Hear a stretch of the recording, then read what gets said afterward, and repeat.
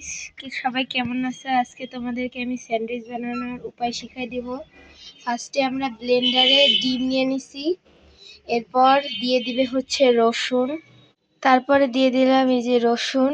আমরা আগে মিউনিস বানাবো, এই জন্য আমরা দিয়ে দিছি ডিম, সিদ্ধ ডিম মিউনিসের জন্য, আর সাথে দিয়ে দিছি রসুন। আর এবার দিবে হচ্ছে গোলমরিচ,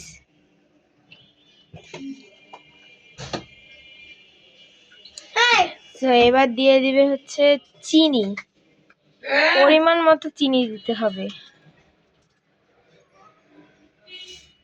আমরা এখানে পরিমাণ মতো চিনি দিয়ে দিচ্ছি। এরপর আমরা যেটা দিব সেটা হচ্ছে পাউডার দুধ।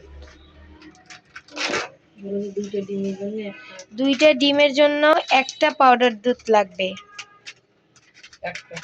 এক প্যাকেট 10 টাকা দামের এগুলো।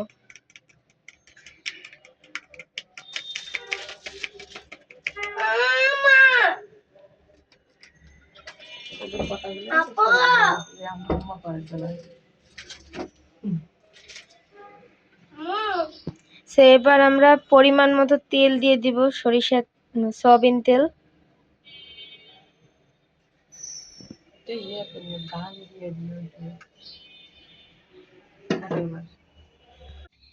তো এবার আমরা ব্লেন্ডার করে নেব।